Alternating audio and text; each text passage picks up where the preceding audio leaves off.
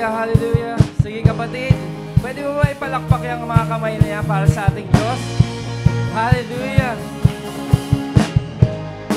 Tayo magpasalamat sa umagang ito dahil ang Diyos natin ay napakabuti. Amen? Bakit?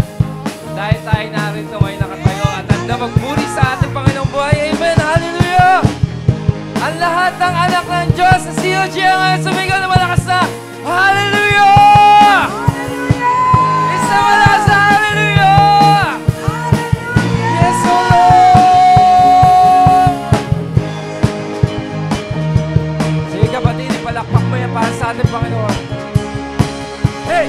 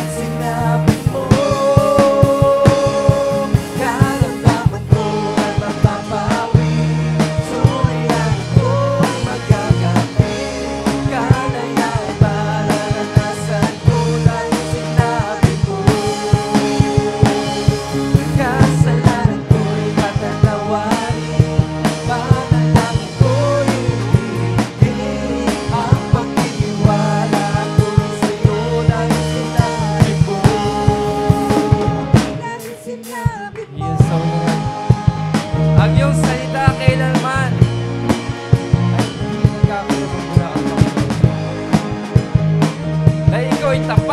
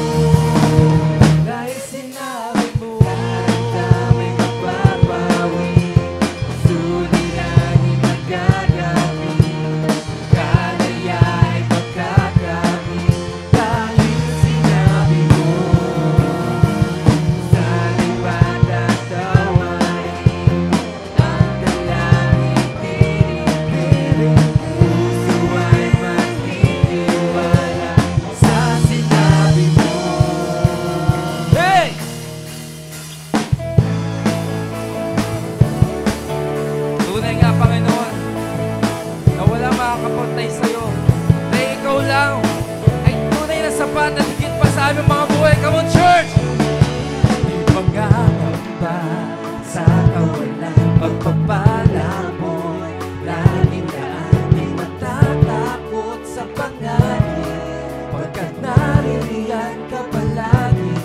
Di matitigan sa pagsubok, ang pagsama mo, iyak at lubos. Di mapipigil sa pag-ibig, pagkat ikaw ang mabuti. Pagkat ikaw ang mabuti. Come on, church!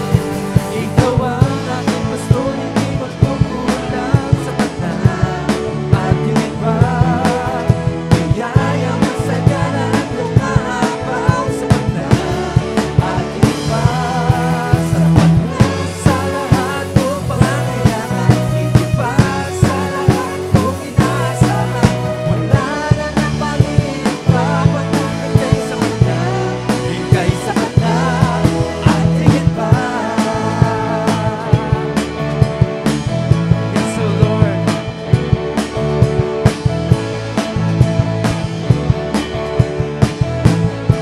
May isa pa, kapatid.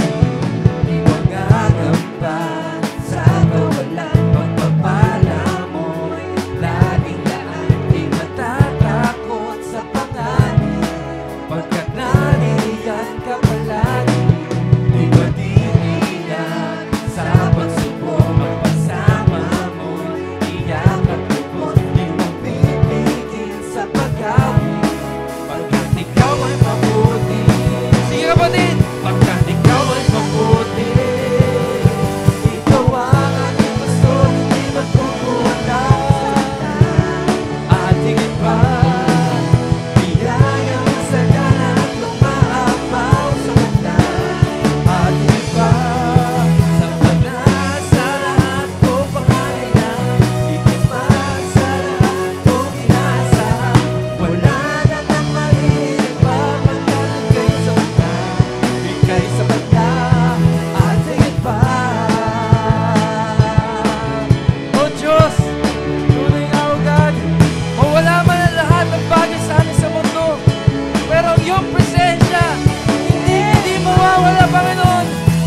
Dahil ito nakapagbigay sa amin ng lakas, ng tibay, ng pag-asa sa buong buhay namin, Panginoon.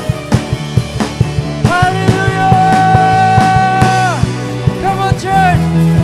Ikaw ang aking pastor, hindi magkukulang sa paglalang. Yes, O Lord. At higit pa, We're declaring na, Panginoon. biyaya mo sa gana at umaapaw sa paglalang. At higit pa, Come on! sapat na sa lahat kong pangangailangan, higit pa sa lahat kong inaasahan.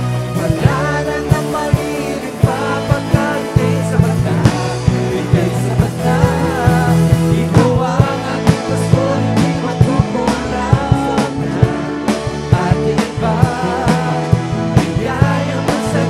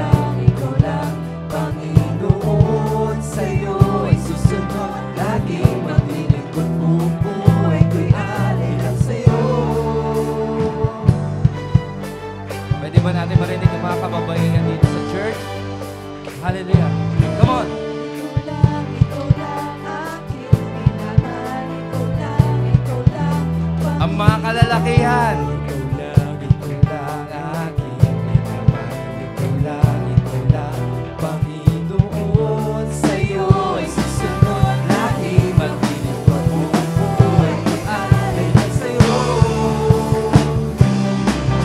Ikaw ang aking Diyos na pupuri. Sa'yo'y nagkaroon ng pangako. Laging ikaw lang, O Jesus, O Jesus, aking Diyos. Iniibig kita, O aking Diyos na pupuri. Sa'yo'y nagkaroon ng pangako.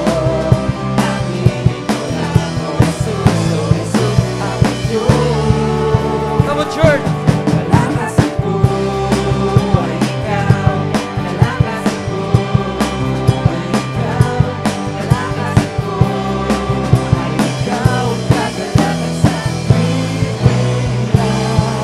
kalakasan ko ay ikaw, kalakasan ko ay ikaw, kalakasan ko ay ikaw, kakalakasan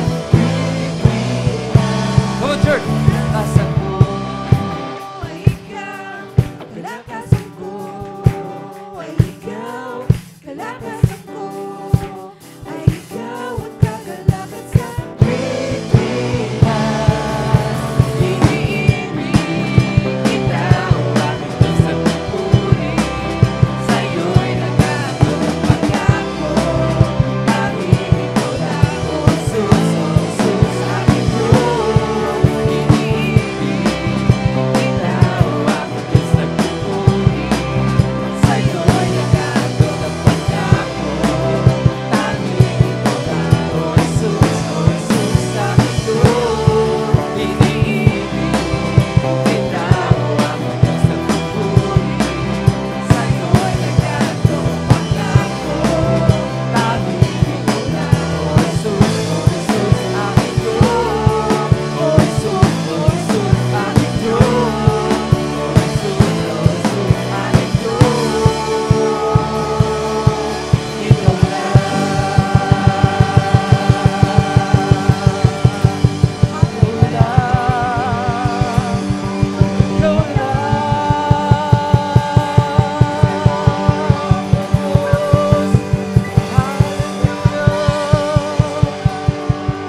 Yes, O Lord! Sige, kapatid!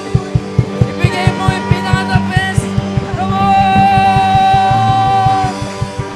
Hallelujah! Hallelujah! Hallelujah! Lord! Oh, Lord! Yes, O God! Salamat, Panginoon. At tunay nga ang iyong presensya ay sapat na tigit pa sa amin, Panginoon. Kung saan, sa iyong piling, doon kami nakakakuha ng kalakasan sa araw-araw, God. Salamat sa lahat ng biyaya, Panginoon. Sa lahat ng pagsama mo sa amin, Panginoon. Sa araw-araw na buhay namin, O God. Minsan hindi mo kami pinabayaan na matumba, Panginoon, dahil alam namin kahit gaano kabigat ang pasanin namin, ang iyong kamay ay parating nasa amin, O God. Lord, maraming salamat, Panginoon. Hindi namin kayang sambitin ang salita na nararapat para sa iyo, God. Pero alam mo at nakikita mo mga puso, laman ng mga puso namin. At ang pangako ng Panginoon sa awit 37:23-25, ang gabay ng tao sa kanyang paglakad ay itong si Yahweh. Kung nais maligtas sa gawain niya, ang Diyos nagagalak. Kahit na mabuwal, siya ay babangon, pagkat si Yahweh sa kanya ay tutulong. Mula pagkabata't ngayon tumanda na, sa tanang buhay ko'y walang nabalita na sa taong tapat ang Diyos nagpabaya o ang anak niyang naging hampas lupa. Kapatid, ang Panginoon natin, hinahayaan tayo dumaan sa mga pagsubok. Pero hindi hinahayaan ng Panginoon na tayo sumadsad sa lupa at maghikahos. Dahil kailanman, hindi tayo pinabayaan ng Panginoon. Kung natayin mo, kapatid, kung ano yung mga ginawa ng Panginoon sa'yo, at awitin natin to ng buong puso. Hallelujah.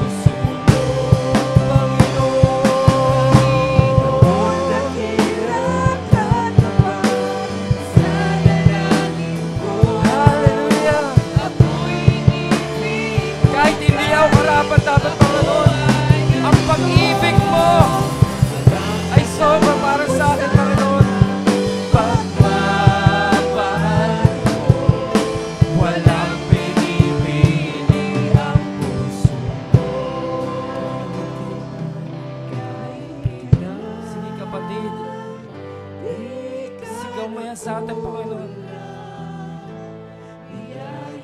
Ang Diyos natin kailanman hindi nagkulang sa atin. Bagamat minsan iniisip natin, pinabayaan ako ng Diyos.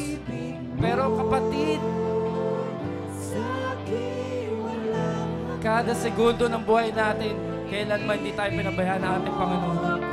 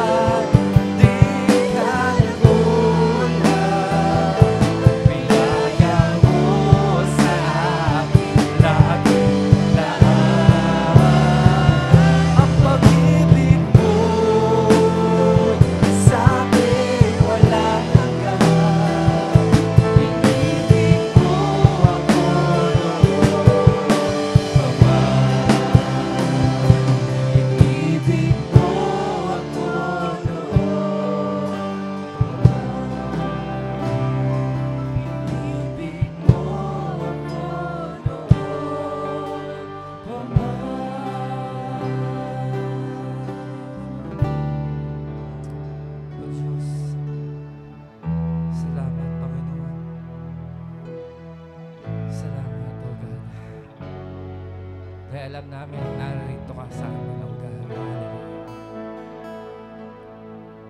O Diyos, Ikaw ang tunay na dakila sa mundo. Ikaw ang hari nagmahal ng tulad ko. Ginawa mo lahat, pag-ibig mo ay tapat at wagas. O Diyos, hallelujah. Wala nang papantay sa kabutihan mo. Ang ngalan mo'y itataas sa buhay ko. Sundin ang loob mo, iparinig ang nais mo. Sa lahat ng panahon, Diyos ka sa akin. Hallelujah. Sige kapatid. Sa lahat ng oras, nariyan pa sa amin. Panginoong Isus, purihin ka. Dakilain ka sa buhay ko, aming Ama.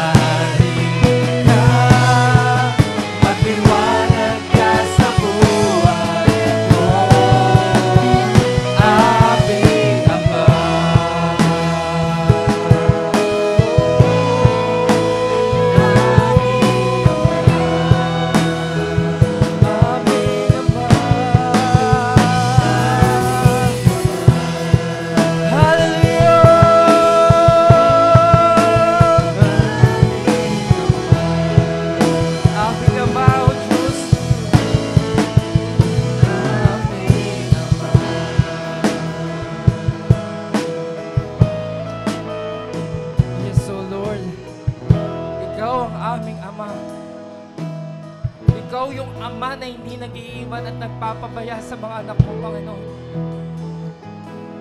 Kaya lubusan kami nagpapasalamat, O God, sa umagang ito. Dahil alam namin, ni minsan, di mo kami iniwan, di mo kami pinabayaan.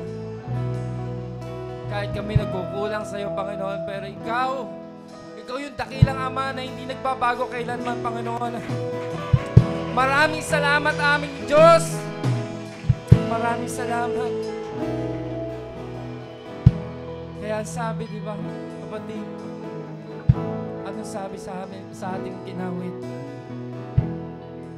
Hallelujah.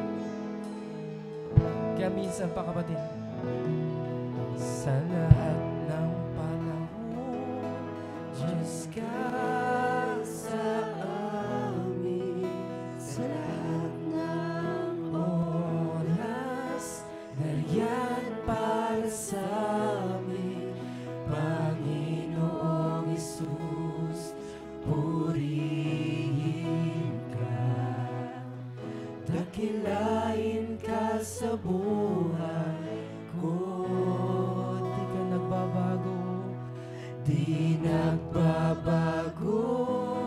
Diyos ka sa amin, tanging sandigan, nariyan para sa amin, Panginoong Hesus, maghari ka. Magliwanag ka sa buhay ko. Sa lahat pa lang. Sa lahat ng panahon, Diyos ka sa amin. Sa lahat ng oras, nariyan para sa amin, Panginoong Hesus, purihin ka. Dakilain ka sa buhay ko. Di ka nagbabago, Panginoon. Di nagbabago.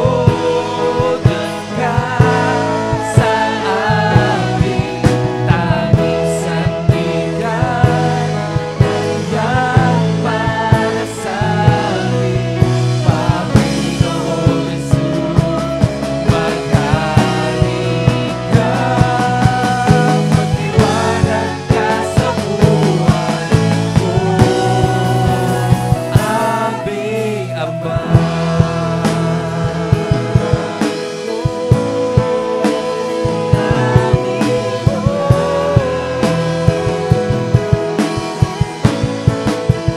Aming Ama.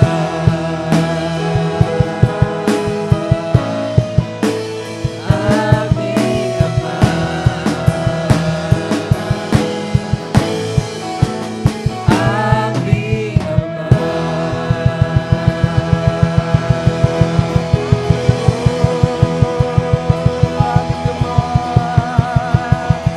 Diyos na mga Diyos, hari ng mga hari.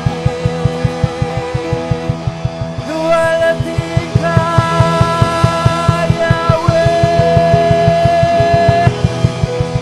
Hallelujah. Hallelujah. Lord, di namin alam talaga, Panginoon, kung anong nararapat na salita para sa iyo. Dahil ikaw yung napakabuting Diyos para sa amin, napakabuting Ama para sa amin, O God.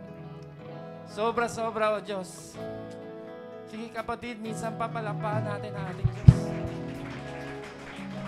Aming Diyos, maraming salamat sa umagang ito at alam namin, kinatagpo mo kami sa aming pag-aawitan pa lamang, O God. At sa aming pagpapatuloy, ikaw ang patuloy na maranasan namin. At Panginoon, dalangin namin ng iyong anak na gagamitin sa umagang ito. Anoint her, Panginoon, with your double portion, O God. Ikaw ang maitaas sa buhay niya. Hallelujah. At ikaw lang madakila, Panginoon, sa umagang ito. Maraming po salamat. Ito po ang aming samang dalangin. Sa tanging anak si Jesus, ang lahat ay magsabi ng...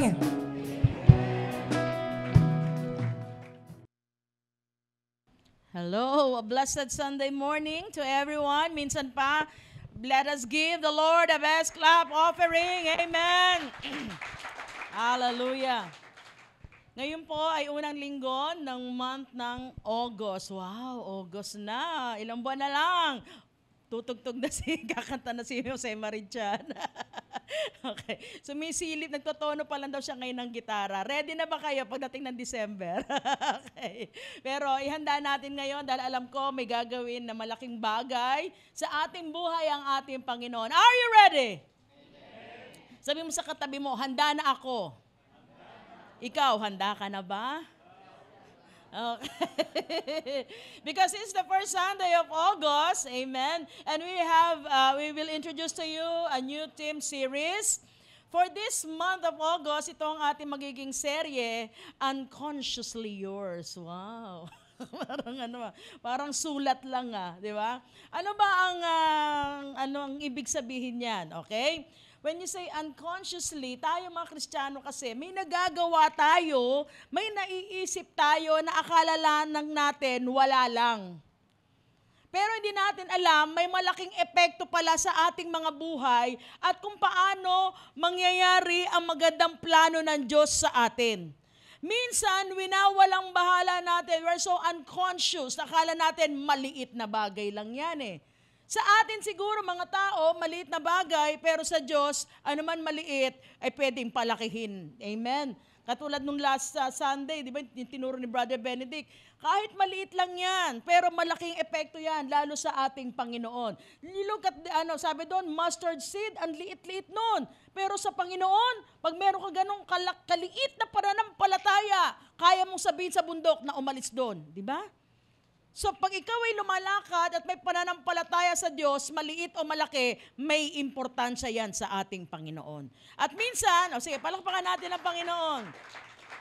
So unconsciously yours, pipilitin po namin sa tulong na banal na Espiritu na ipaalam sa bawat isa, ano ba yung mga nagagawa natin na minsan hindi natin nalalaman na ito pala yung epekto. Kaya pala nangyayari ito sa buhay natin because of the things na, yung maliit na bagay na yon na ginawa natin. Amen po ba?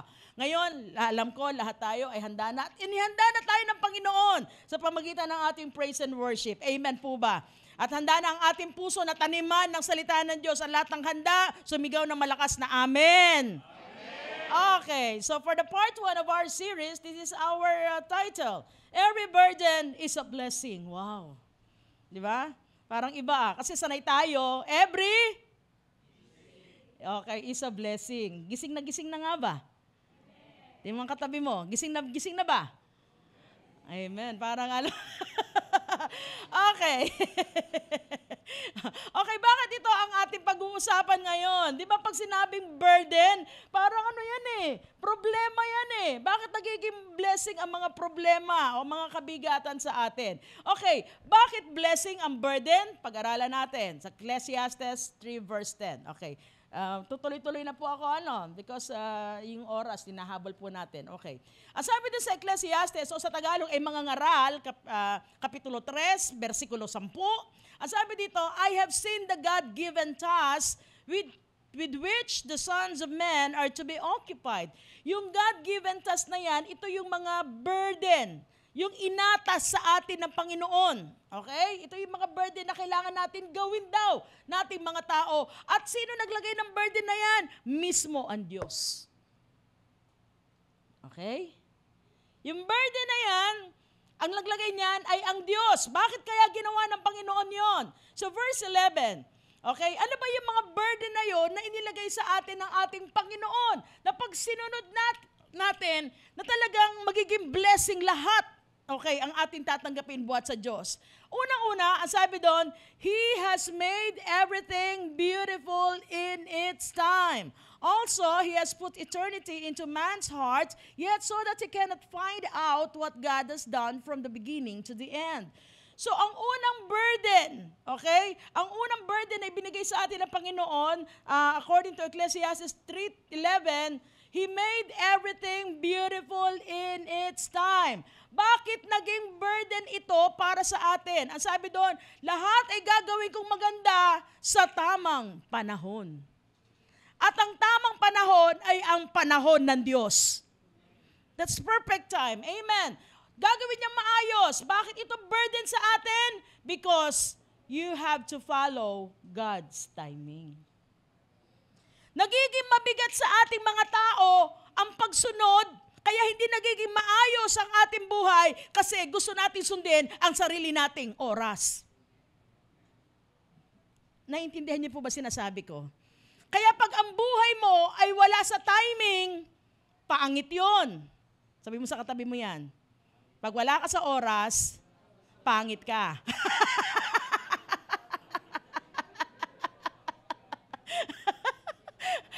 Amen.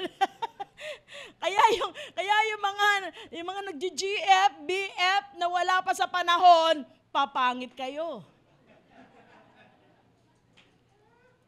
Buti lang ako sa tamang panahon.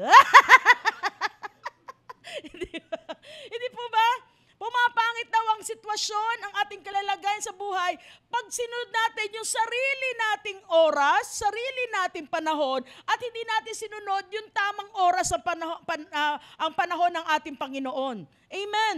So, yun ang burden sa atin. Kasi lagi tayo nagmamadali. Kaya nga maraming tao ang pumapasok sa maling relasyon, maling trabaho, maling negosyo. Kasi laging nagmamadali.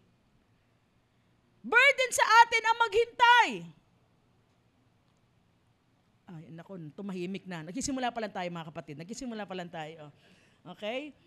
So sinasabi ko lang sa inyo, sa atin mga kapatid, kung gusto natin maging maayos ang lahat sa ating buhay at ma-enjoy natin yung blessing na Lord, we must wait on God's timing. Amen? Sino yung willing na maghintay? Pumalakpak sa Panginoon. Amen. Okay, tandaan nyo yan ha. Pag wala ka sa panahon, pangit ka. Hindi magiging maayos ang buhay mo. Amen. Okay, so ang pangalawang burden, He has put eternity into man's heart. Okay? So that's the second burden. Inilagay daw sa puso natin mismo ng Diyos yung eternity. Anong ibig sabihin nito? We are always looking for our future. Na hindi tayo mananahan sa present. Kaya pag ang puso mo, ang paningin mo ay lagi nasa future, kasi minsan, pag tayo naka-steady lang sa present at pangit ang sitwasyon mo ngayon, malulugmok ka. Pero ang Diyos mismo ang naglagay sa ating puso, anak, hindi lang present ang season, meron din future yan, iyon ang tanawin mo. At kung may nangyayari man sa iyan, that's only a preparation for a good future. Ang ibig sabihin, gusto ni Lord, mangarap ka. Paano naging burden sa atin to? Dahil mahirap to pa rin ang pangarap. Nagigets niyo po ba sinasabi ko? Mahirap to pa rin ang pangarap. Kung ikaw ay nangangarap na Lord, paasensuhin mo ako. Ang negosyo ko, Lord, paasensuhin mo. Diba? Kung may tindahan ka, Lord, tapos konting ambon lang, ay sarado tayo, masarap kumain ng tuyo. Oh. Diba? Gusto mo lumago sa Christian life mo, konting ulan lang. Ayoko umatin, baka mabasa ako, magkakasakit ako. O diba? Hello? Sabi sa katabi mo, parang pinapatamaan ako ni Pastora. Hindi kita pinapatamaan, tinitira kita. Tinitira kita. Para maintindihan mo at maunawaan mo kasi unconscious ka eh. Okay? Gusto mong burden yun. Amen po ba sa atin? Kasi gusto mo magkaroon ng magandang trabaho, pa-ML ka. Gusto mong pumasa. Amen po ba? So may gagawin tayo doon. Amen po ba? So sabi doon, kailangan ang Diyos ang mismo naglagay sa atin for our eternity. Lagi tayong nakatingin, may pangarap tayo sa buhay. Meron po ba akong kasama na may mga pangarap sa buhay? Amen. Amen. Alam niyo po ba, may pag-aaral ang mga psychiatrists na ang matatalinong tao daw, ito daw yung mga nade-depress. Matatalinong tao. Bakit? Kasi sila yung nag-overthink. Iniisip nila lagi na, paano kayo matutupad ang pangarap ko? May nabalitaan na ba kayo na hindi katalinuhan, na na-depress? Di ba hindi? Kasi hindi sila nag-iisip.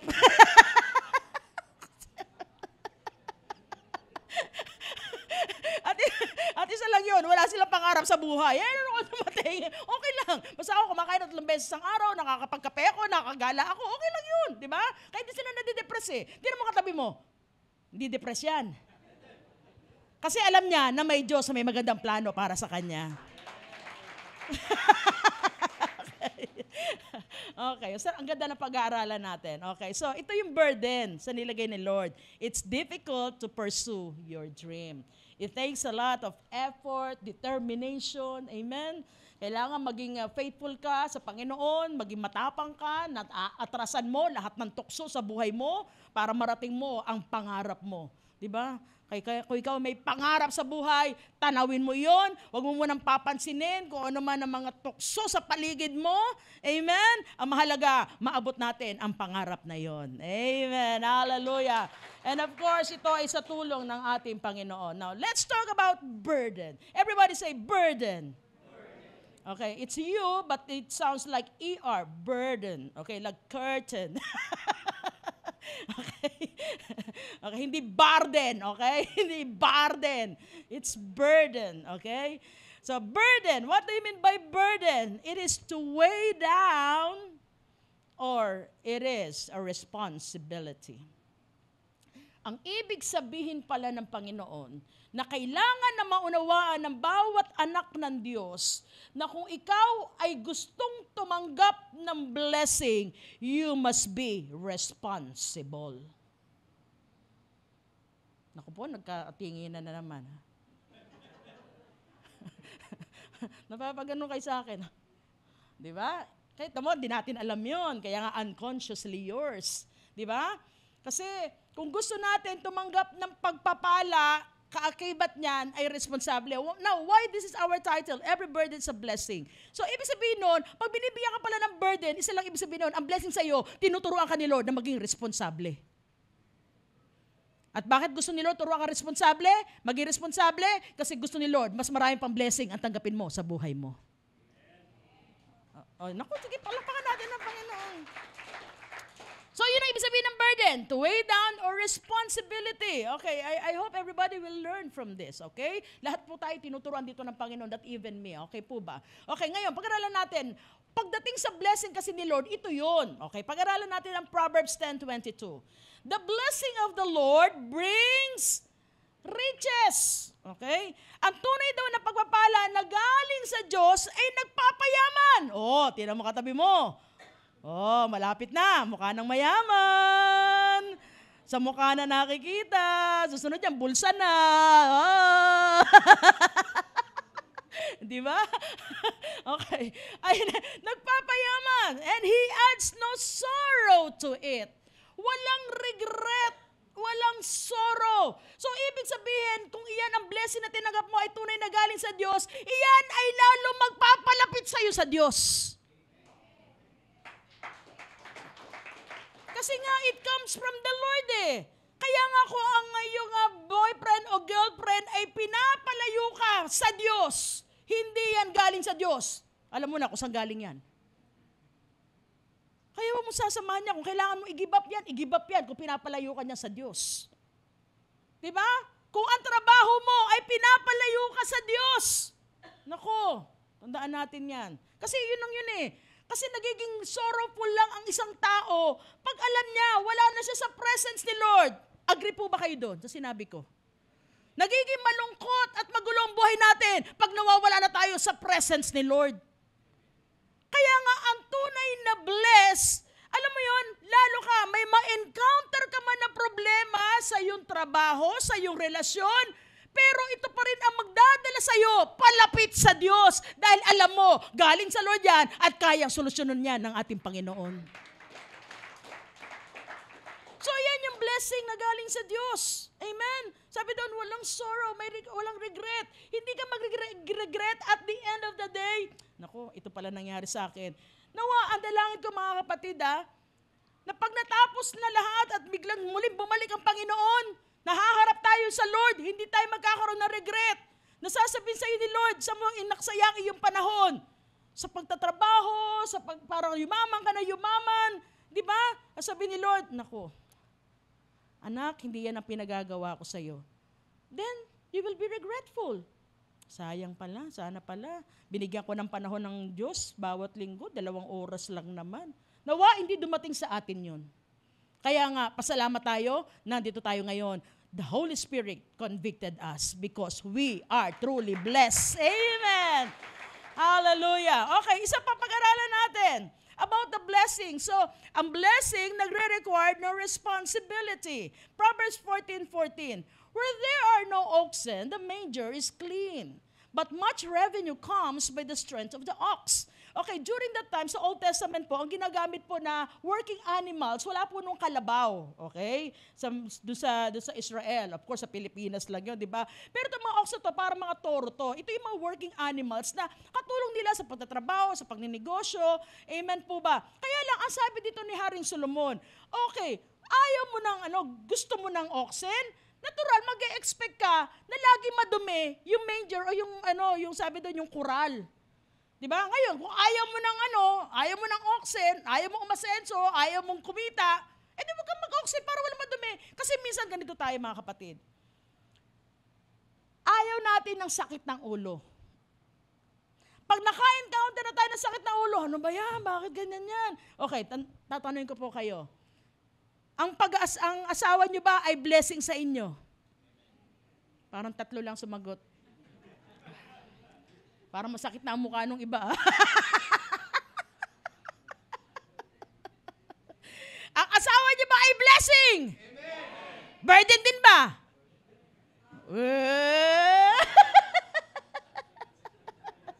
Okay. Ang anak ba ay blessing? Amen. Burden din ba?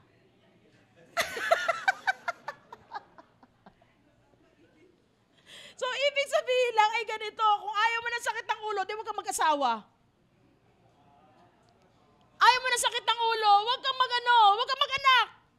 Di ba? Kasi pwede siya napapasaway ng anak mo. Naku, kung alam ko lang na ganyan kapag laki mo, sana pinindot ko na yung ilong mo habang baby ka pa. Minsan, pag nandito kami, pag umaga, nandito kami ni Pastor, siyempre, minsan makalat, ganyan. Talaga lilinisin ko na ganyan. Sabi ko, ano ba yan? Ang dumi-dumi. Sabi ni Pastor sa akin, pinag-pray mo yan eh. Gusto mong dumami, di ba? Ba't nagreklamo ka? Natural, may tao eh. Dudumi yan. Di ba? Kaya nga sabi na mag-ingat ka sa pinagpipray mo, ha? Kasi marami sa mga bagay na iniiyakan natin ngayon ay ang mga pinag-pray mo dati.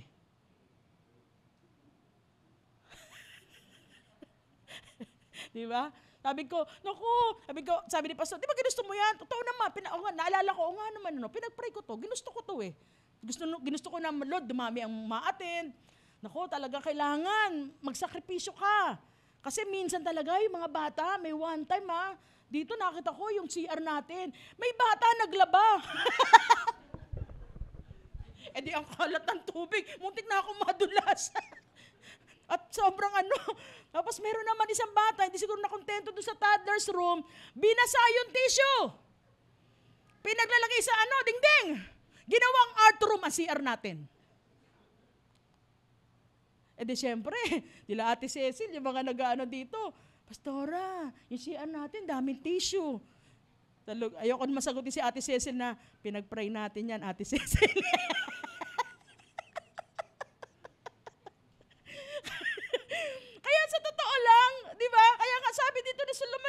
O gusto mo na may pagkakitaan, huwag kang magreklamo kung madumi yung kulungan at lagi kang maglilinis. Di ba yung iba, gusto nila ng pet, ng aso, tapos pagkagising, umaga, ano ba yan? Di ba? Ginusto mo yan eh. Kaya sabi mo sa katabi mo, kaya ingat ka sa pananalangin mo. Di ba? Be sure ready ka. Di ba? Na maging responsable ka. Kaya nga huwag kang magtataka, kaya nga minsan yung blessing natin na dapat ay blessing, nagiging burden. Because we didn't understand, kalakip ng pagpapala ay may responsibilidad. Okay, palakpakan natin ang Panginoon. Okay. So tanda natin ito, pag ikaw ay ang taong tunay na bless, ay maraming mess. Di ba? Talaga marami kang ma-encounter. Na talagang, bakit ang problema? Hindi. Kaakibat yan at nire-require ng Panginoon yan. Okay? So tandaan po natin to, mas matindi ang laban, mas matindi ang blessing. Naalala niyo ba si David? Nung una siyang lumabas sa public, sino una nakaharap niya? Pambihira si Goliath. 9 feet, 9'2". Diba? 9 feet tall si David. Si Goliath. Bakit higante agad ang ipinaharap ng Panginoon? Kasi ang laki ng destiny, ang laki ng plano ng Diyos sa buhay ni David. Kaya kapatid, pasalamat ka ngayon kung may malaki kang problema. Bakit? Ibig sabihin yan, mas malaki ang blessing na tatanggapin mo galing sa Panginoon. Napakatalino ng Diyos na makita niya ang lahat sa buhay natin. Not only our past, our present, but also our future. Kaya nga, binibigyan ka ng ganyang problema Dahil mas malaki at tinitingnan ng Diyos, anak, alam ko, kakayanin mo yan.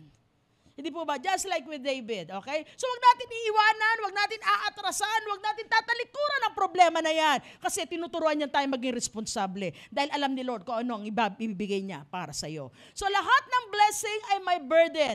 Pero hindi lahat ng burden ay blessing. Naintindihan niyo po ba ito? Di ba? Lahat ng blessing ay may burden.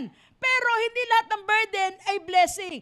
Kailan ang burden hindi nagiging blessing? Pag ikaw ay nagdesisyon ng hindi tama at hindi ayon sa panahon ng ating Panginoon. Kasi yun ang nagsabi sa Ecclesiastes, di ba? He will make all things beautiful in His time. Kaya pag timanggap ka ng blessing, nagkaroon ka ng maling desisyon na ang blessing na yan ay magpapalayo sa iyo sa Diyos, then your blessing will become a curse or even a burden. Okay, tandaan po natin ito. If you are not ready for the burden of the blessing, then the blessing will become a burden. Parang sinabi ko nga, inulit ko lang. Okay, so tandaan natin to Even an answered prayer can be an answered prayer. Na minsan talagang nananalangin tayo na, Lord, bakit ito nangyayari sa aking buhay? Di ba? At minsan, marami tayo ipinanalangin. Akala natin, Lord, hindi naman ito pinanalangin ko Pero, it turned out to be. May ginagawa pala ang Diyos. Kaya pala hindi lahat ng panalangin mo ay tinutugon, hindi sinasagot. Unang-una, ano nasa isip ng Panginoon? Kasi anak, pag binigay ko yan, wawasakin ka niyan. It will harm you. Marami po, mga nagpapray dito sa atin, lumapit sa amin, Pastor, panalangin niyo ako. Mag-a-abroad po ako. At pag nasa abroad na po ako, tutulong po ako sa church. Yan. Nakapag-abroad. Ngayon, mabuti ang multo, nagpaparamdam. Sila hindi nagpaparamdam.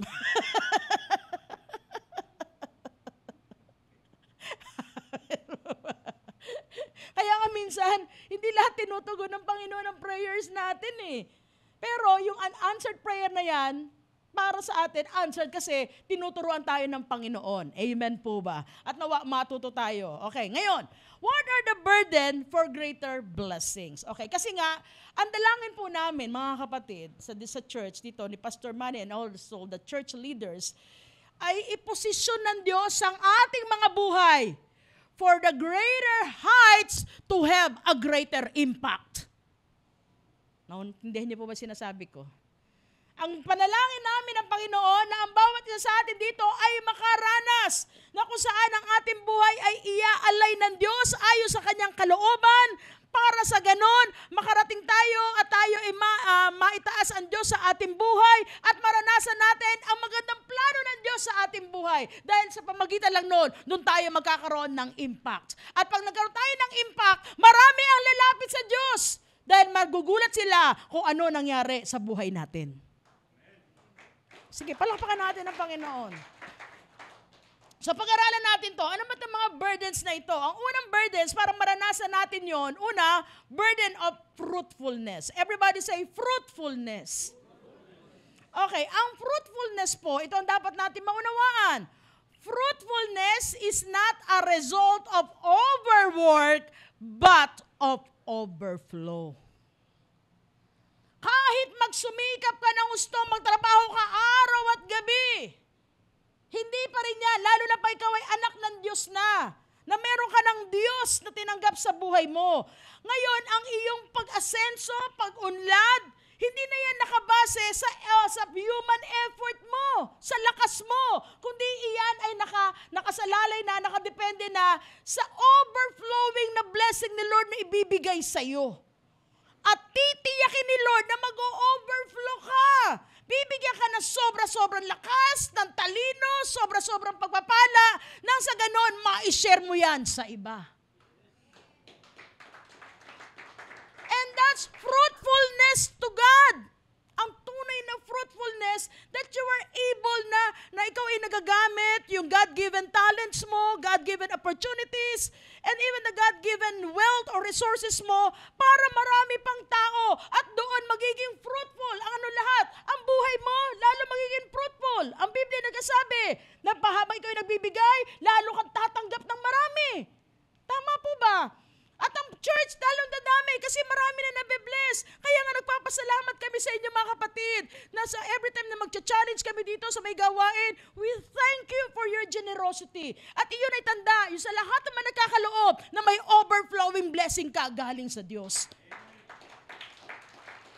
Amen po ba? Okay, ngayon, tingnan natin na, ano po yung burden doon? Kasi pagdating sa fruitfulness ay ganito po. Hindi po yan sa human effort natin, pero sa atin. Okay? Kaya nga ang Diyos, bibigyan ka ng opportunities, bibigyan ka ng sobrang lakas, at bibigyan ka ng utak.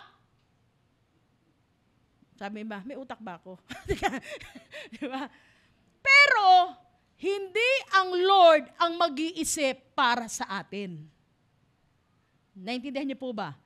Bibigyan tayo ni Lord ng utak, ng lakas, pero ang lakas na yan gagamitin na, tayo ang gagamit niyan, tayo ang mag-iisip at hindi na si Lord para sa atin. Okay, tingnan natin to about fruitfulness. Genesis 1:21-22. Ang kausap dito ng Lord, ang sinasabihan dito ay mga hayop. Okay, mga hayop. Ang sabi dito, and God blessed them saying, be fruitful and multiply and fill the waters in the seas and let birds multiply on the earth. Ang Diyos, konti lang, okay? Katulad nung kay Noah, di ba? Isa-isang pares lang ang naligtas nun. Tapos sinabi ng Panginoon, sige, kayo na mag-multiply. Bakit nung time na nag-create ang Lord ng animals, hindi agad siya na nag-create ng, okay, I will create 10 million horses. Para hanggang sa susunod na generation, may horses na. Hindi ganun. Bibigyan ng lakas ng buhay ang mga horses so that they can multiply. Just the same with us, di ba? May kakayanan ng Diyos. Bakit si Adan at Eva muna? Dalawa lang muna, isang pares lang muna. At hindi sinabi na okay, gagawa na ako ng ilang bilyong tao. Hindi eh. Kasi nga, iyon ang inilalagay na burden sa atin. Bibigyan ka ng lakas, lahat ng bagay na kakailanganin mo so that, pero yung multiplication, yung pagkaparami, nasa atin na iyon. Kaya nga ito, Genesis 1:20, 1:22, para sa hayop to. Tingnan mo katabi mo. Hindi para sa kanya yan, ito yung para sa kanya. Okay, babasahin ko pa lang. Ba't tayo gumana? Ba't nawala kuya? Okay, ba't nawala? Okay. So 28, sa Genesis 1:27-28, and God made them male and female, and then He say, okay, I will bless you. And then sabi niya dito, God blessed them, and God said to them, be fruitful and multiply. So, ibig sabihin, pagdating sa pagkaparami, tayo na ang responsable doon. At minsan, ito yung burden sa atin. Paano natin gagamitin sa tama ang ating isip, ang ating utak, para mag-isip ng tama, para tayo ay dumami. It's the burden na inatang na sa atin ng Panginoon. Kaya nga, laging tinuturo sa atin na kailangan mayroon tayong renewed mind. Ang isip natin, it's not conforming with the world system. Kailangan ang ating isip ay laging naka-tune in sa ating Panginoon. Kasi ang tunay na pagpapalago, pagpaparami, ito ay galing sa ating Panginoon. Amen po ba? Okay, so be fruitful. Ngayon, balansehin natin ito. Bakit ba nangyayari na ang blessing na yan ay nagiging burden sa marami?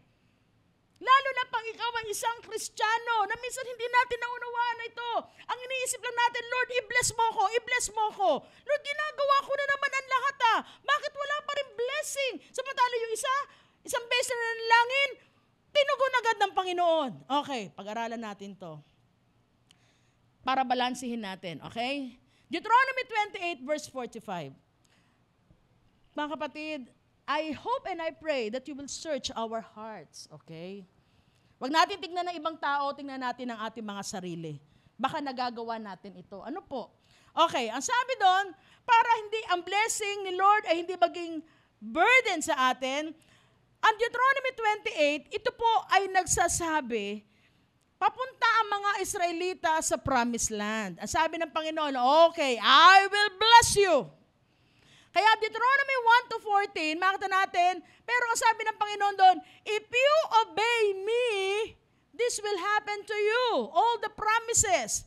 Ngayon, pagdating sa bandang huli, okay, ang sabi ng Panginoon, all these curses, kasi sabi ng Panginoon, kung kayo susunod sa akin, ito mangyayari sa inyo. Pero kung hindi kayo susunod, yung blessing magiging curse o burden para sa inyo. Verse 45 ng Deuteronomy 28. Are you learning? Okay. Sabi sa verse 45, all these curses, grabe, shall come upon you and pursue you and overtake you till you are destroyed. Pambihira. Yung blessing na binigay ni Lord, pwede maging burden o curse, hahabulin ka niyan, hindi ka lang hahabulin, i-overtake ka pa niyan. Hanggang mawasak ka niyan. Kaya pagkaingatan po natin, be sure we are responsible for every blessing that we receive from the Lord. At paano mangyayari yan na mag-overtake sa iyo at mawawasak ka ng blessing na yan? Ang sabi doon, because you did not obey the voice of the Lord. Kasi, nung nagka-blessing ka na, wala ka ng time pumunta sa church. Nung nagka-blessing ka na, puro barkada mo na ang gusto mong kasama at hindi na ako. Wala ka lang time na manalangin para sa akin. Kasi, nung tinanggap mo na yung blessing na yan, hindi ka na naging responsable. Amen po ba? So, yun ang sinasabi ng Panginoon. Sabi niya, you're God to keep your commandments. Hindi mo na sinusunod. Yung lahat na ipinangako mo kay Lord na, Lord, i-bless mo lang ako, ganito gagawin ko. Nasaan na? Nasaan na ang mga pangako mo noong sinusuyo ako? Kanta ata yun na, di ba? Di ba? Sige na, Lord, ginagawa ko na naman lahat. Di ba? Ang aga-aga ko nga naman sa Lord. Sabi, pagbubukas pa lang ang church, nandun lang ako. Magsasara na nga, nandun pa rin ako. Di ba? Pero wala pa rin. Kaya lang ito yun eh. Sabi ni Lord, hindi mo na sinusunod yung pinag-uutos ko sa iyo. Amen po ba? So, yun ang pag-aralan natin. Ano po? Okay, pangalawa pa. Ang sabi ng Panginoon, because you did not serve the Lord your God with joyfulness and gladness of heart. Kaya siguro lagi nyo narinig sa akin, ang tinatanggap lang na service ng Panginoon ay ang paglilingkod na may masayang puso. Kapatid, habang pinapayaman, lalo kang maglingkod. Habang ikaw ay pinapa-asenso o pinagpapala, lalo tayong sumunod.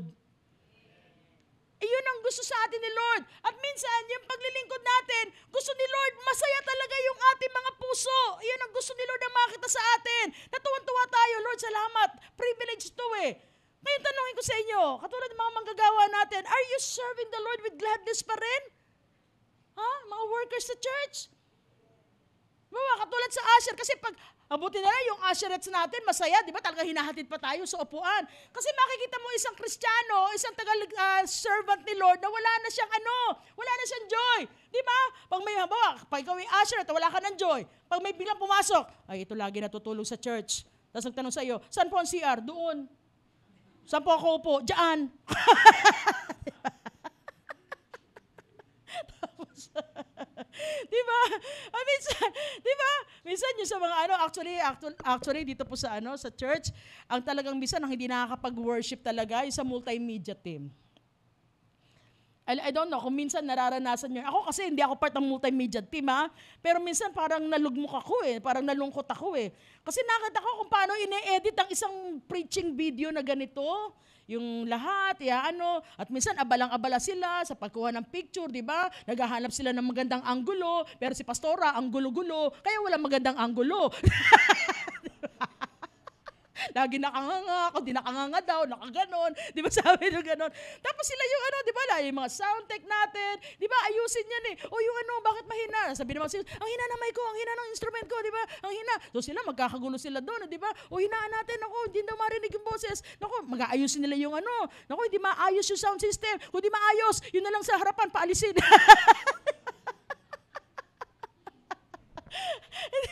Di ba?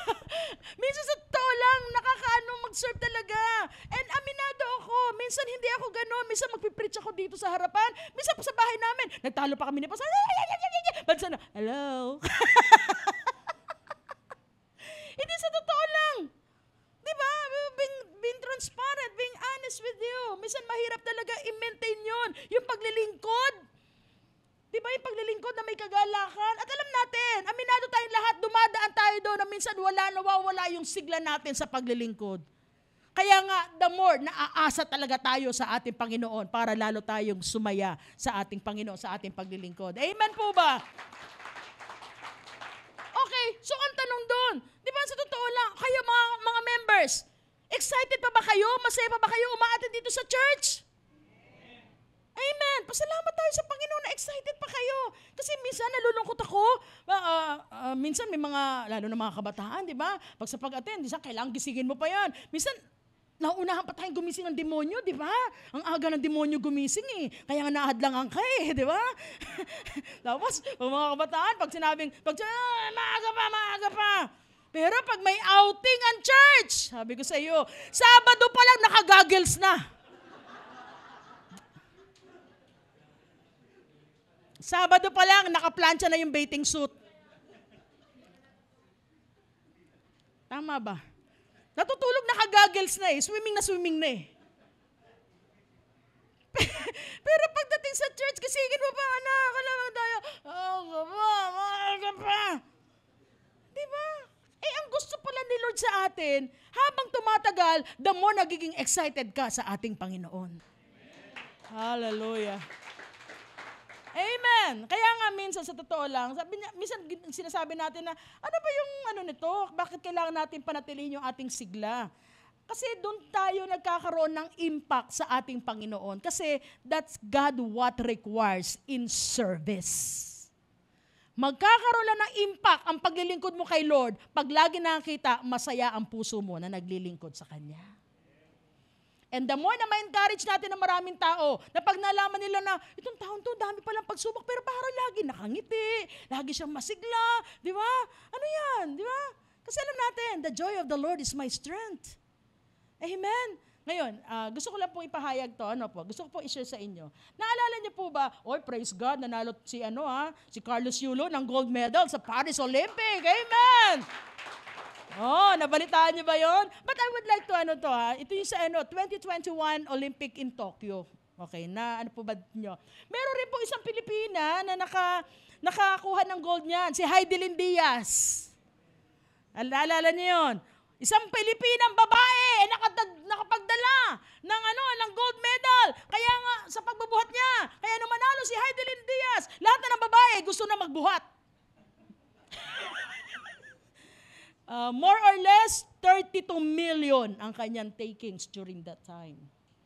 Pero ito ang gusto kong impart sa inyo. 2021 Tokyo Olympics, kilala nyo si Marjeline Didal? Skateboard.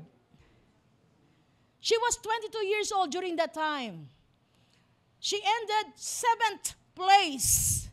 Pero alam nyo, yung Olympic Committee, tuwang-tuwa sa athlete na ito. Sabi nila, binigyan siya ng tagline, she was the Olympian with a heart of gold. Kasi pag nakikita nila, kahit talo siya, sayang-saya pa rin siya. Yeah! Yeah! Tumantuwa siya. Yeah! Binabati niya lahat. Yeah! Tumantuwa siya. Kaya nga sabi dito, Marjeline Didal doesn't win Olympic medal, but wins the hearts of fans instead. That even the Olympic Committee, tuwan-tuwa sila. Kasi sabi niya, anong klaseng bata to? Talo na nga siya, tuwan-tuwa pa. Mga kapatid, ito lang ang punto ko. Kung ang tao natutuwa na kahit talo siya, masaya siya, what more ikaw?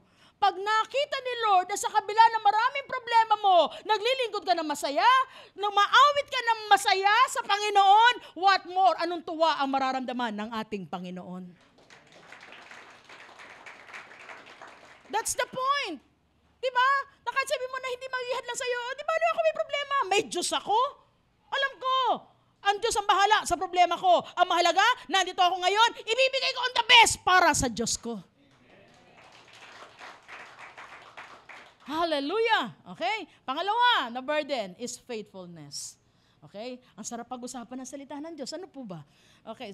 Sabing pangalawang burden daw ay faithfulness. Okay. Burden of faithfulness. Yung una, burden of fruitfulness. Pangalawa ay burden of faithfulness. Pwede po ba kayong medyo mag-overtime tayo? Okay lang po ba kayo? O naiinip na kayo? Gusto nyo tayo mag-closing prayer? Teka lang. Okay, burden of faithfulness. Ano nang bakit naging burden to? Okay, tandaan po natin to. Minsan yung iba, ayaw maging faithful. Bakit? Dahil meron kang gagawin sa buhay mo na kahit walang nakakakita. And that's exactly what is faithfulness. Ito lang yon. Magtatanong ako sa iyo. Ano ang mahirap? Magmahal ng marami o ng isa? Ano mahirap? Magmahal ng marami o isa lang? Sino may sabi ng isa? Sino may sabi ng marami? Panginoon, yung mga hindi nagtaas, bahala ka sa kanila. Yung nagtaas lang, pagpalain mo, Lord. Liuting ko, mga kapatid, Pilipino naman tayo eh. Gusto niyo ba Chinese, tatranslate ko sa Chinese. Shin chaya, chaya, tsura, chang. Uso na chaya, ro, garon, chong. Share ka ng cheng-cheng. Okay. Si JC Tondo. Kasi parang Pilipino na nga talong ko, di pa tayo nagkaintindihan. Ayaw yung sumagot. Okay, ulitin ko. Ano mas mahirap magmahal? Marami? Sino masabing marami? Mahirap magmahal ng marami? Okay. Sino masabing mahirap magmahal ng isa?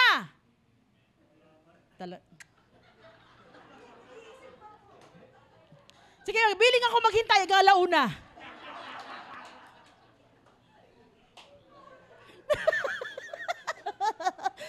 Ang bagal ng internet ha, bagal.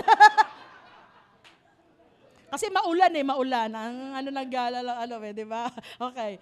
Okay, ito ang sagot. Okay, sige na nga, baka magtagal tayo eh. Okay. Mas mahirap magmahal sa isa. Because it takes consistency and faithfulness to love the one.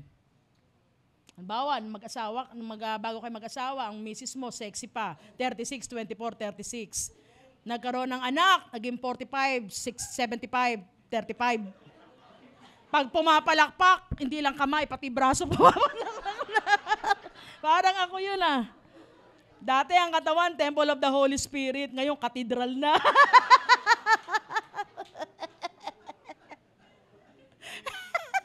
Dati ang asawa mo, ma-abs. Ngayon, puro humps. Diba? Pero kahit sa kabila na yon, sa kanyang pagtaba, kanyang paglosyang, mahal mo pa rin siya.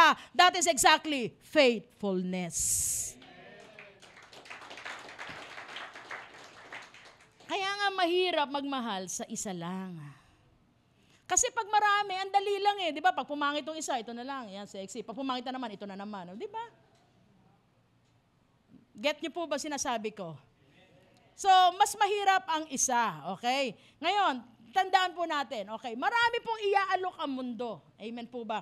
Halimbawa, hindi lang sa pag-aasawa, dito po sa church, di ba? Sa totoo lang, papasalamat kami sa Diyos dahil alam ko, on your way here in COG Angono, marami kayong church na lalampasan. Well, in fact, meron po tayo isang kapatiran dito, katapat ng bahay yung kanilang church. It's Korean church, and mind you, ino-offeran siya. Magkano gusto mong love gift? Oh. Pero, she decided, hindi po, taga COG Angono ako. And I remember, sige, palakpakan natin ang Panginoon. And I remember, Manny Pacquiao, meron po isang pastor ako napanood, na tinanong niya si Manny Pacquiao. Sabi niya kay Brother Manny, sabi niya, Brother Manny, kasi napunta siya na Sarangani, nakausap niya. Kasi nakita niya yung church na natin nandun ni Manny Pacquiao, hindi mega church, hindi, simpleng church. Sabi niya, why did you choose to stay here in the church? Sabi niya, meron namang mga ganito, mga malalaki, sinabi niya mga mega churches. Sabi niya, hindi. Sabi niya, I stayed here kasi dito ako itinanim ng Panginoon. Dito binago ang buhay ko at dito binago ang pamilya ko. Yung mga suporta, panalangin ng aking pastor at ng mga kamanggagawa dito, sobra kong ina-appreciate yun. Kaya nag-stay siya dito. And that is exactly faithfulness. Maraming mas magandang church kaysa sa COG Angono.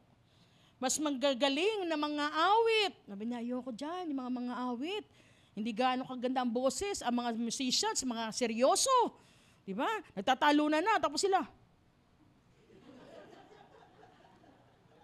Para nagkakamot lang ng tiyan eh. Marami na napupuspusan, hallelujah! Sa totoo lang. Sorry instrumentalist, pero I'm telling you. Ang sinasabi ko lang ay ganito, mas maraming mas maigi at mabuting church kaysa sa COG Angono, mas mahuhusay na mag-preach. Mga gwapo't magaganda pa. Pero nagpapasalamat kami sa Lord because you chose COG Angono. And we're forever grateful for that. Nakasama namin kayo every Sunday that we worship the Lord in here. Okay? So ang sabi doon kanina, ang pambalansi daw sa fruitfulness ay serving God, hindi po ba? Ay obeying the Lord, and ang sabi doon, obeying the Lord and serving with gladness. At ang faithfulness naman, para mabalansin natin yan, yung burden na yan, na maging blessing at manatiling blessing sa atin, ito ang ating gagawin. Ang sabi doon sa Isaiah 40:31, okay?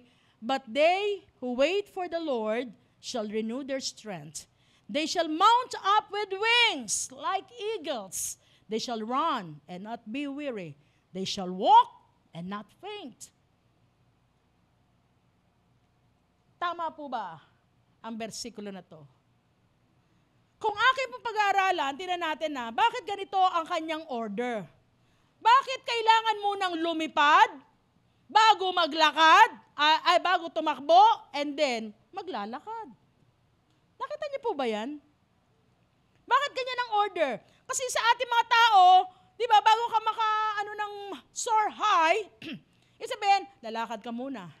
Tatakbo ka. Patakbo, diba gano'n? Pero bakit dito sa Isaiah 40:31, dilipad ka muna, tatakbo, maglalakad. Okay, pag-aralan natin ito mabuti. Kasi po, yung pag-soar high, ito po kasi ang Kristyanismo. Ang pag-soar po, minsanan lang yan.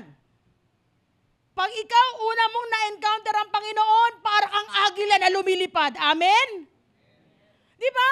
Parang ang sigla-sigla mo na parang talaga, hype na hype ka talaga. Pati mga kapitbahay mo, uy, kapatid, uy, ate, tanggapin mo si Jesus. Di ba? Tanggapin mo si Jesus. Tapos kakanta ka, one way, two way, highway. Di ba? Ganun. Hype na. Yung mo talagang ang taas ng energy mo. Di ba? At minsan ginagawa mo ito, di ba? Di ba pag una ka, sino nakaranas ito na una niya naka-encounter ang Panginoon para yung energy niya, di ba? Parang kang agila na kahit saan, gusto mo dumapo. Di ba? Pero, hindi lahat sa buhay ng Kristiyano, lagi kang lilipad. Kaya nga, it's rare. Ang running, minsan lang yan. At ako, kadalasan ko nakikita tumatakbo, yung mga taong late. Kaya nagmamadali dali! Kasi late na ako, meron. Diba? Minsan, ganyan tayo sa buhay natin. Nagmamadali tayo pumunta kay Lord kasi may kailangan tayo. Pero pag walang kailangan at maayos ang buhay, no, we will never. At minsan, yung soaring na yan, yung minsan yung pagiging hype mo, minsan, ginagawa mo yan in public. Kasi gusto mo ipakita na, ay ako, I love the Lord, di ba? Tapos pati yung running, sometimes it is with someone else. You run with someone else. Pero, bakit walk ang huli? Because this is Christianity. Ang gusto ni Lord, sino po dito ang tahasang magkasabi that every day, para siyang lumilipad, nakasama si Lord? Mabuti na lang, walang sumagot. Kasi sasabihin ko sa iyo, ikaw na, pumunta ka na ng langit, di ba?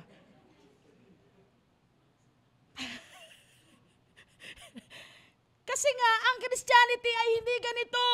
Yes, there are times talagang meron talaga mararanasan mo na high ka, lalo pag na-encounter mo Panginoon, talagang high energy ka. Pero as you walk, habang ikaw ay nagpapatuloy sa iyong Christian life, minsan may are times na tatakbo ka ng dahan-dahan, tatakbo ka ng ganon. At minsan, naghahanap ka ng kasama mo. At minsan sinasabi mo na, sana may mag-push sa akin, sana mag-pray sa akin. Pero tandaan natin mga kapatid, hindi ganun ang gusto ng Panginoon. Ang gusto ng Panginoon, you walk, always, you walk. Ang gusto pala ni Lord, this is Christian life. Hindi ka laging lilipad, hindi ka laging tatakbo, pero lagi mong lalakaran ang salita at presensya ng ating Panginoon.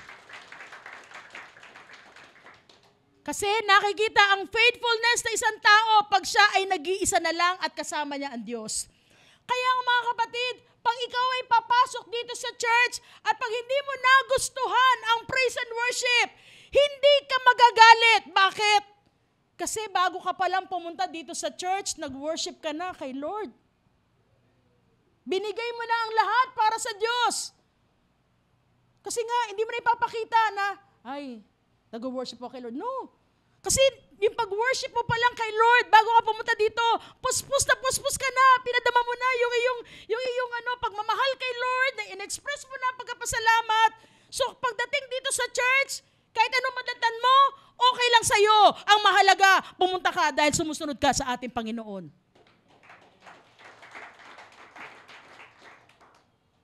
Hindi ka magtataka kung ano madatnan mo dito, kung ano mga pangit. Hindi. Kasi everyday, in secret, ginagawa mo na. At pag ikaw ay nakikipag-usap in secret sa Panginoon, ikaw lang at ang Diyos. Sabi ko sa iyo, ang faithfulness is just the one. Lagi mong hinahanap yung one, si Lord.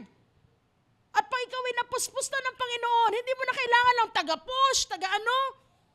Kasi tandaan natin, ikaw mismo, tanungin ko kayo mga kapatid, kailan ba masarap manalangin? Pag ayaw mong manalangin. Kailan masarap umattend ng church? Yung ayaw mong umattend ng church. Bakit? Bakit ko sinabi yon? Kasi it shows that you are maturing.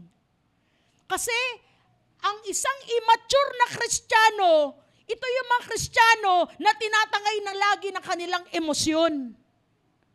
Pero pag ikaw ay maturing, kahit ayaw mo, hindi mo pa iiralin kung ano nararamdaman mo, hindi mo pa iralin yung emosyon mo. Ang titignan mo, Lord, linggo ngayon, this is Sabbath day, this is your day, and this is our date. Mabe-bless ka because you have relationship with the Lord. So that's faithfulness. Kaya nga sinabi sa Isaiah 40:31, minsan lang yun. Yung pagiging hype mo, hindi lagi yan. Sino po ang amin dito? Hindi lahat talaga mataas ang ating energy pagdating kay Lord. Amen po ba? There are times na medyo naglalaylo ka. At aminado din ako dun. Pero kailangan maintindihan natin, you must be faithful with the one. Faithful ka with the one. And that one will sustain our strength, our fire in our hearts. Kaya nga mga kapatid, sabi dito, ano gusto sa atin ni Lord? Di laging lumilipad at tumatakbo, kundi gusto niya, araw-araw ay lalakad tayo na kasama siya, lakaran ng kanyang salita at mga pangako. Kaya pala ganun yung order ng Isaiah 40:31. Every day, you walk with the one. Amen? Ang tunay na nagbibigay ng pagkapala sa atin. So tandaan natin to, daily renewal is more powerful than a one-time revival.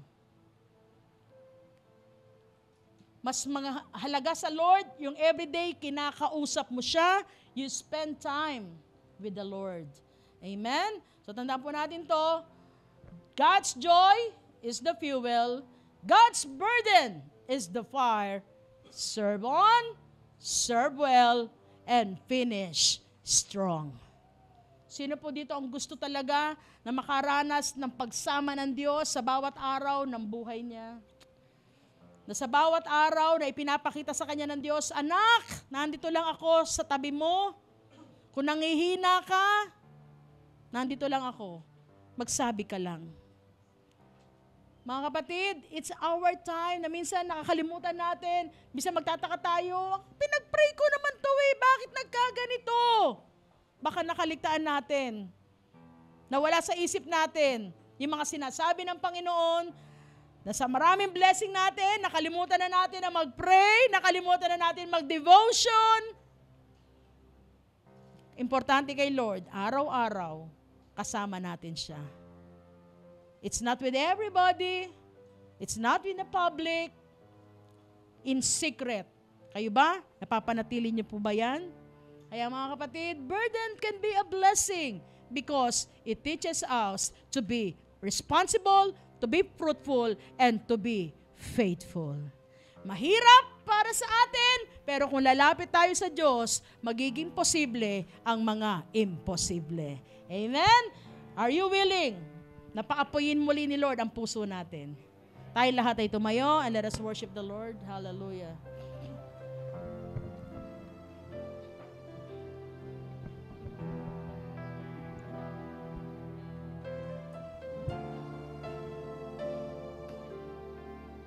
Come on, let's be honest with the Lord. If you need the fire from Him, come on. Just raise your hands. Hallelujah.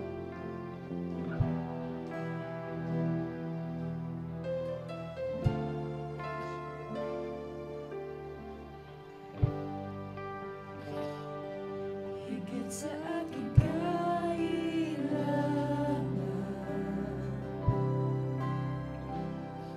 higit sa aking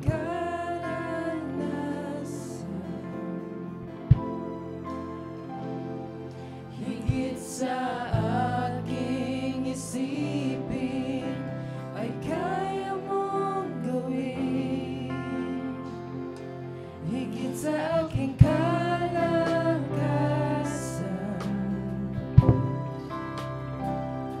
ni minsan ay hindi nagkulang.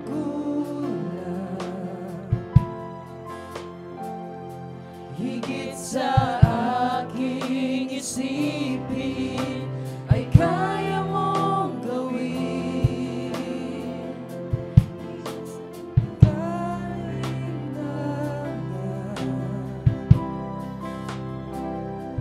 Higit sa aking karanasan,